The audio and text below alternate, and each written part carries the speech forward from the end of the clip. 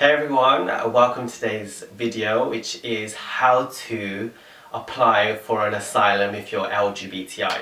So, I have worked, you may know, you may not know, I have worked for United Nations High Commission of Refugees in the Middle East, and I have done loads of RSDs, which are Refugee Status Determination interviews. So I know the ins and outs of how to interview, how to research, and how to approve or decline a refugee status claim, and also the ones that are LGBTI. I've also worked for the Refugee Council in London, and that also deals with similar things, but on the support side. So I've worked on both, and I've worked on the governmental side, working with the Israeli government, trying to get applicants approved and stuff.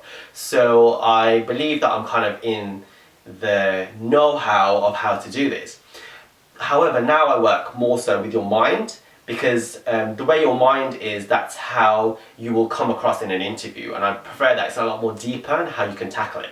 So let's talk about what is asylum, or what is refugee, and how you can apply for it.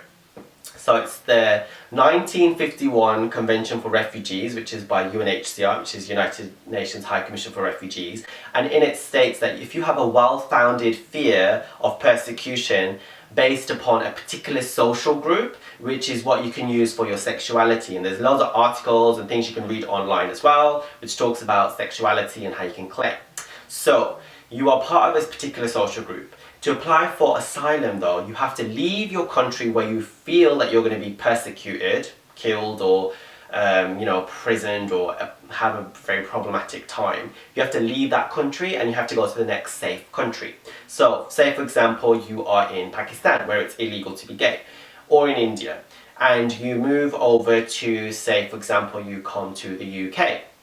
Then when you come to the UK, you should, as soon as you enter the borders, apply for asylum there and then. A lot of people don't know this and they apply later, which doesn't matter, but if you apply there and then, it probably works out easier for you.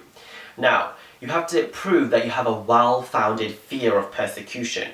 So that means that your life is going to be really treacherous and difficult. So if, for example, you live in India, yes, you have the Penal Code 377, Section 377, however, it's not actually applied properly. And yes, sometimes you hear things against Hijra and various communities that are kind of checked by the police, but however, a lot of the time, countries in the West, for instance, will say in India you can move to a big city like Mumbai and Delhi, and there are gay clubs and bars there, and you can live the life of your dreams. Yes. However, if you're from Pakistan, it's harder, and for Muslim countries, because obviously they use Sharia law, or they use different type of laws, which are a lot more persecutory. However, you can still have a claim if from India, say for example, if you have issues with your health, like HIV, or you come from a big city and your parents are well connected, they are part of the government or they are part of the police, and if they're found out, then they would locate you and have you executed, or housebound, or forced into a marriage with someone else. So there are ways around this. However, if you do come from an Islamic state, Islamic country or whatever like that, then I think your chances are a bit higher, and if you are able to prove it. Now, what kind of evidence is good? So when you're doing an interview, you need to kind of think a little bit how the West sees sexuality as opposed to how it is in your country, because the interviewers generally can be discriminatory or very biased, and they basically want to send you home.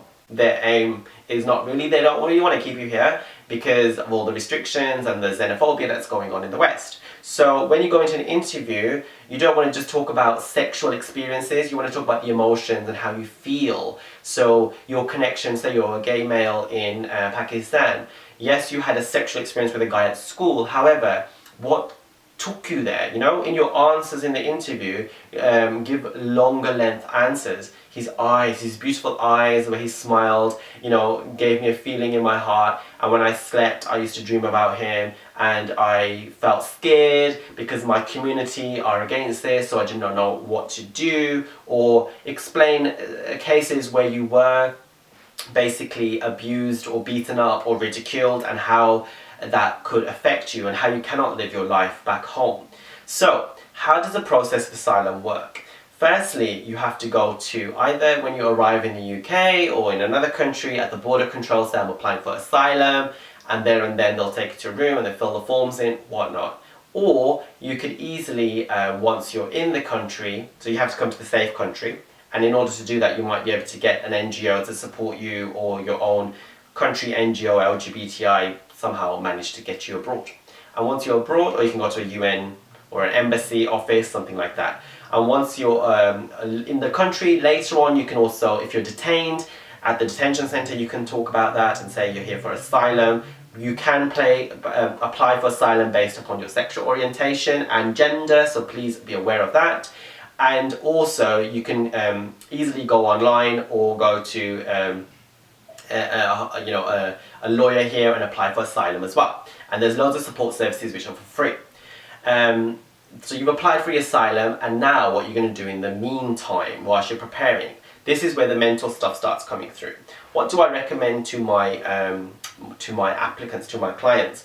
I recommend for them to visualize every day, twice a day, for 10 minutes in the morning and evening about the life they want to live in their new country. So in the UK, for instance, I will get them visualizing the life. So the career they want, the partner they want, the relationship, the love, the finance, the friends, the family, the life, how they see themselves in the park, in the bars, in the clubs, on the street. The visualization aspect brings them in the moment as though they already have it, so they're more likely to attract it. So you just keep visualizing constantly of your British life, for instance. Also, I would get them to print out a visa, which they make themselves, just a pretend visa, and on there they write their name. You can get loads on the internet anyway, and you can just write your name on there. And sometimes I print it for them as well, and I have them put it in their pocket. So every time they take their wallet out, or every time they take their phone out, they look at this visa, and on the visa it says that they already have their UK immigration pass laws. You know, they've already got their indefinite leave to remain, and they're now a British citizen. They can also print out a passport on a piece of paper, just for their own visualization techniques, to be able to feel and think that they already have it. I'd also have them chanting every day, or telling other people as well, that you know what, my asylum's been approved, I'm a refugee in the UK now, I'm accepted, I'm here. The whole point of doing that is for them to actually think and believe that they are in the UK, that they have been approved asylum and everything's worked out. I also get them thinking about their interview, how they want their interview to go. Is their interviewer going to be male or female? Their interpreter is going to be someone who listens and says the right information, conveys the right message, and have them visualize the whole process before going there. And I get them to go in deep detail of their story, of how they're going to give the evidence and prove. If they have supporting statements from people that have known them, friends, people they haven't slept with, who've known that they are LGBTI beforehand for years and years and years in the UK or abroad, and can give testimony and sign it with a piece of paper, wonderful. If they have a partner who they're in a relationship with, wonderful. Preferably not someone they're just sleeping with, someone who found out after they applied for asylum, or people who don't know them very well, you know? Someone who can really show a deep connection with them that can really help your claim. Because you're trying to prove that you are LGBTI, that you live in the UK, you have freedom here that you don't have back at home, and you have established your LGBTI status. So you've joined loads of LGBTI groups, you visit them on Facebook, in person, in real life, you go to your local gay bars and clubs, and you know lots of gay people and got lots of gay friends, you know? And if you have come out to your family back home and they have disowned you or given you threats, you need to inform them on that. So you need to think about, what does being gay, for example, seem like in the West, in the UK? So you've been here for a while. How do gay people interact and talk about people? So I wouldn't go on about and saying that, oh, you know, I like sex and I like doing this with a guy and just reduce it all to the physical, because that does not show that you are deeply connected with that aspect of yourself. So really get into details, explain it properly and understand. Also do all the visualization techniques and affirmations, and really believe that you have got it. So remaining positive and hopeful is ideal and paramount. Therefore, living on a highest vibrational disc, which is of joy, love and happiness on a regular basis, will bring that to you.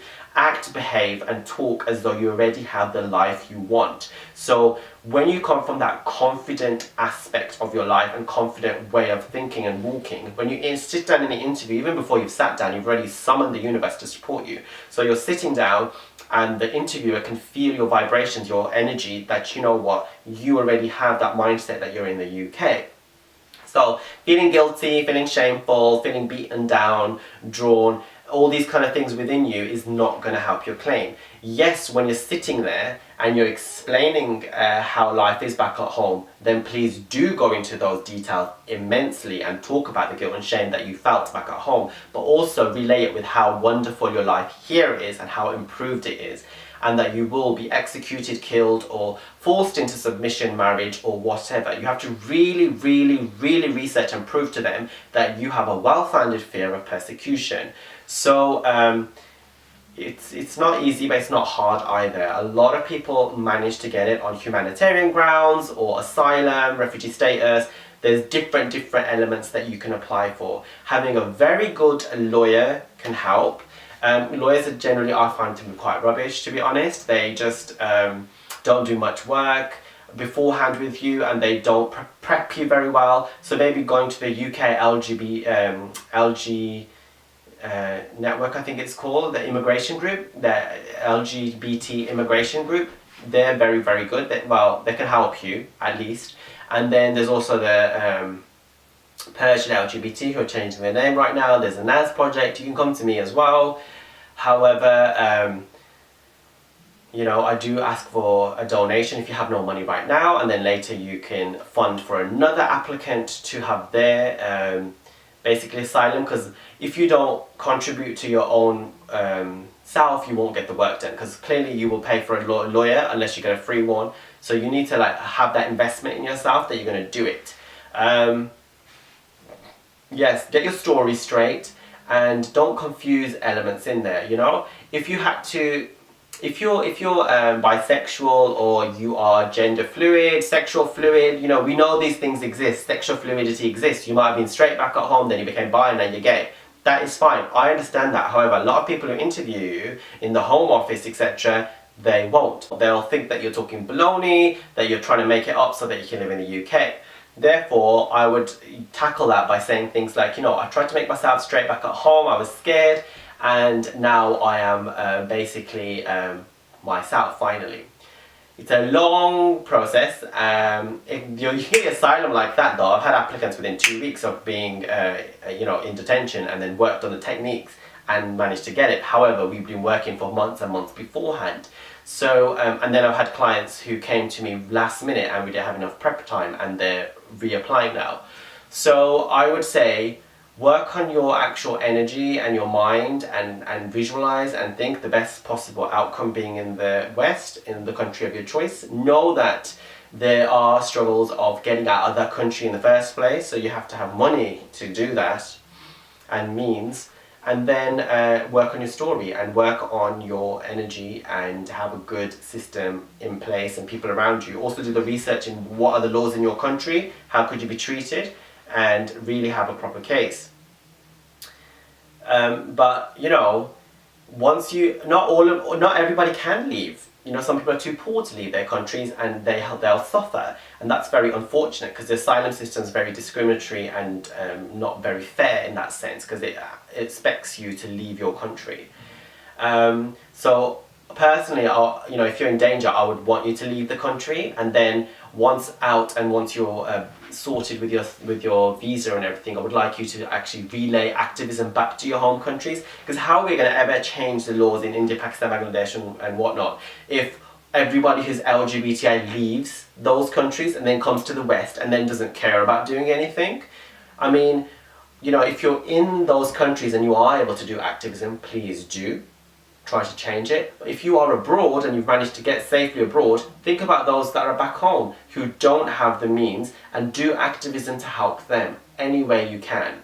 And I also think those LGBTI individuals who are enjoying countless rights in the UK or in the West. They may not think so. They might be in the closet, they might be forced to marry a woman or a man, or having sham marriages and things like that. However, you are very privileged because you do have the means and the legal system around you. And I also urge you, if you are enjoying them as well, to help those back home. We need to help people back home. Not only will it help us as well, because if it's accepted in Pakistan, or Pakistani parents in the UK will like, oh my god, in Pakistan the law says that it's okay to be gay, so we should be more tolerant here. So let's all work together, and I'm really passionate about this topic. So comment, share, like, subscribe, and do get in touch. And also read my book Bollywood Gay, because it does talk more in detail about this. And I wish you a great week. Thank you.